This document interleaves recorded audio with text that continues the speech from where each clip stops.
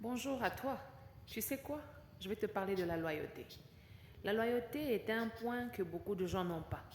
Je me rappelle encore lorsque je travaillais dans l'office, je m'asseyais du 1er au 30, 24 heures sur 24. Je passais plus ou moins toute ma journée de 8 heures à 18 heures, bien à 17 heures, à l'office, assise en train de recevoir les gens. Et mon patron avait un petit défaut. Lorsqu'il n'avait pas l'argent pour servir les gens, il me demandait à moi de mentir à ces gens qu'il n'y a pas l'argent. Et pourtant, je savais qu'il y avait l'argent dans le compte parce que c'est moi qui gérais la caisse. Et à chaque fois que je devais regarder les gens droit dans les yeux et leur dire qu'il n'y a pas d'argent, ça me faisait mal. Cela me rongeait le cœur. Alors un jour, une personne que j'aime de tout mon cœur, je l'ai recommandé un jour, disons un jour, j'ai recommandé à une personne que j'aime de tout mon cœur de venir utiliser ce service-là pour transférer de l'argent. Et je ne savais pas qu'on allait attribuer à cet ami-là le même traitement que les autres. Et lorsque j'ai appris qu'on a traité la personne qui était chère à mon cœur comme les autres, ça m'a fait mal. Dans le sens où on a dit à la personne qui était chère à mon cœur qu'il n'y avait pas d'argent. Et pourtant, je savais qu'il y avait l'argent parce que je travaille là, c'est moi qui gère la caisse. J'avais eu très mal.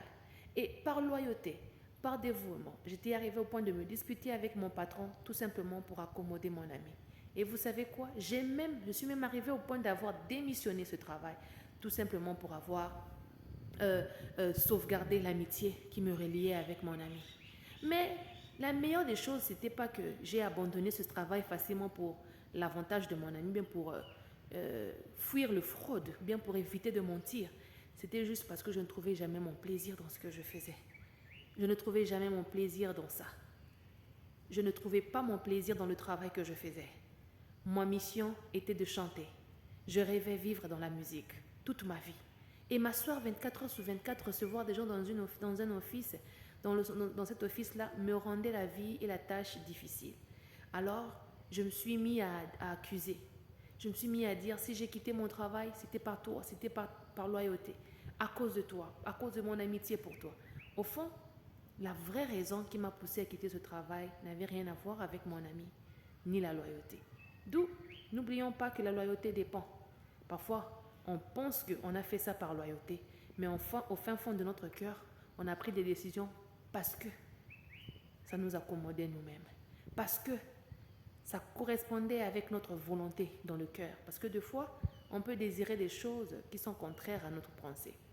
Et deuxièmement, voici un autre conseil que je te donne par rapport à cette expérience que j'ai tirée. N'abandonne pas ton travail pour plaire à quelqu'un. Ne renonce pas à quelque chose pour plaire à quelqu'un. N'abandonne pas tes projets, tes objectifs pour plaire à un homme, surtout toi, mademoiselle. Ne quitte pas ton travail parce qu'on avait insulté ton fiancé là-bas. Reste, travaille, fais comme si tu n'as rien entendu. Parce que tu es là pour un but. Et Dieu nous donne le travail pour pouvoir nous aider à subvenir à nos besoins sur la terre et ne pas dépendre des autres. Car la main qui donne est toujours supérieure à celle qui reçoit et l'homme souvent se fatigue de nous aider. Quelqu'un peut te faire du bien aujourd'hui et demain décide de changer d'avis. Alors, avant de quitter ton travail désormais, il faut largement, longuement réfléchir. Avant de te lancer dans une relation, dans une bataille qui ne te concerne pas, que tu as trouvé deux personnes en train de se battre et toi tu viens mettre ton nez, fourrer ton nez dans la famille de Trouille, il y a des problèmes familiaux, tu viens fourrer ton nez pour montrer que c'est toi qui connais résoudre les problèmes des gens. Tu seras déçu et choqué de voir que c'est toi qui tomberas sur la honte. Alors désormais, avant d'attaquer, de rentrer, de participer dans les batailles d'autrui, il faut mûrement réfléchir.